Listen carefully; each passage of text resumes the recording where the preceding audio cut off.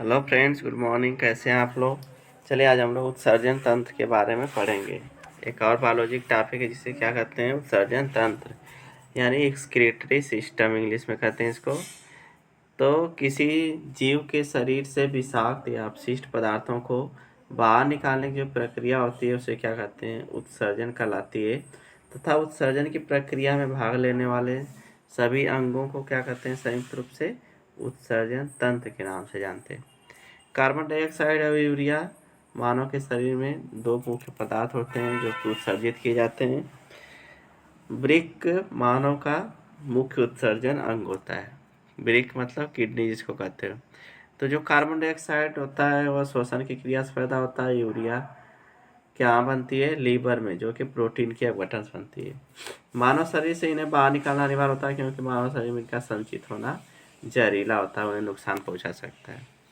आगे देखते हैं, शरीर से अपशिष्ट पदार्थ बाहर निकालने के लिए अलग अलग होते हैं। एक अंग होते हैं फेफड़े, जिसको लंग्स कहते हैं, वृक्क होते हैं। इसके अलावा त्वचा वगैरह भी होते हैं, लेकिन हम लोग यहाँ फेफड़े और लंग्स के बारे में ही पढ़ेंगे कि फेफड़े से कार्बन डाइऑक्साइड और वृक्क से यूरिया का उत्सर्जन होता है।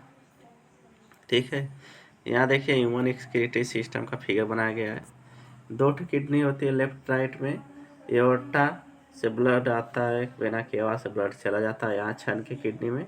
जो क्षनित पदार्थ होता है यहाँ से यूरेटर से, जिसको मूत्रवाहिनी कहते हैं, मूत्रवाहिनी से निकल के ब्लैडर में मूत्राशय में इकट्ठे होता है और यूरेथ्रा के द्वारा, मूत्रमार्ग के द्वारा बाहर निकाल दिया जाता है समय समय पर। ठीक है, ये हो गया फिगर एक्सक्रीटरी सिस्टम का। आगे देखते हैं, सबसे पहले हम देखें फेफड़े में किस प्रकार कार्बन डाइऑक्साइड बाहर निकल जाता है। जो फेफड़े से कार्बन डाइऑक्साइड कहाँ से आता है, क्योंकि हमारे जो कोशिकाएं होती हैं, कोशिकाओं में ऑक्सीकरण की प्रक्रिया होती है, ग्लूकोज का ऑक्सीकरण होता है और वहाँ से कार्बन डाइऑक्साइड बनती है, जिसको फेफड़े में ब्लड के माध्यम से लाया जाता है और बाहर निकाल दिया जाता है। ठीक है, रक्त इस कार्बन डाइऑक्साइड फेफड़े में लाता है, रक्त के माध्यम से आती है और बाहर निकल जाती है। मनुष्य उत्सर्जित तरल अपशिष्टों को एकत्र और बाहर निकालने में मदद करता है। इसमें मुख्य अंग होते हैं, दो वृक्क होते हैं। यानी मनुष्य के उत्सर्जित तंत्र में क्या कौन से अंग होते हैं, दो वृक्क लेफ्ट राइट, मूत्रवाहिनियाँ, मूत्राशय और मूत्रमार्ग। वृक्क सेम के बीज के आकार के अंग होते हैं। वृक्क कैसे होते हैं, वृक्क क्या है, तो वृक्क सेम के बीज के आकार, सेम का बीज देखे होंगे इस तरह, सेम के बीज के आकार का अंग होता है, जो मानव शरीर के पिछले भाग में कमर से थोड़ा ऊपर स्थित होते हैं। ठीक है, हर किसी मनुष्य में दो वृक्क होते हैं। हमारे वृक्कों में लगातार रक्त प्रवाहित होता है। वृक्क की धमनी, जिसे रीनल आर्टरी या किडनी आर्टरी कहते हैं, वृक्क में अपशिष्ट पदार्थों से युक्त गंदा रक्त लाती है। वृक्क का काम क्या होता है, विषैले पदार्थ जैसे यूरिया और लवण को, विषैले जो लवण उसको बाहर करना। ठीक है, अतिरिक्त जल पीले तरल मूत्र जिसे मूत्र कार्यता के रूप में उत्सर्जन करता है। वृक्क द्वारा साफ किए गए रक्त को वृक्क शिरा रीनल वेन या किडनी वेन लेकर जाती है। प्रत्येक वृक्क से एक मूत्रवाहिनी मूत्राशय में खुलती है। मूत्रवाहिनी वे होती हैं जो मूत्र को वृक्क से मूत्राशय में लेकर जाती है, यहाँ मूत्र जमा होता है। यानी जो मूत्र को, ये वृक्क हो गया, यहाँ से जो मूत्र को लेके यहाँ मूत्राशय में आती है उसको क्या कहते हैं, मूत्रवाहिनी कहते हैं। मूत्राशय बड़ा होता है, इसमें मूत्र क्या होता है, एकत्रित होता है और बार बार शौचालय जाने तक उसी में एकत्रित रखता है। वृक्क का उसके काट देखिए, वृक्क की संरचना यहाँ काट के दिखाए है।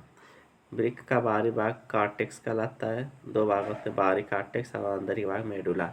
मेडुला में इसके सभी चीज़ें होती हैं जो छानने का कार्य करती हैं। और वृक्क की एक इकाई, मतलब जिससे वृक्क बना होता है, उसको क्या कहते हैं, नेफ्रॉन कहते हैं। देखिए नेफ्रॉन का एक फिगर दिखाया गया है। इसी नेफ्रॉन के माध्यम से क्या होता है, रक्त छनता है।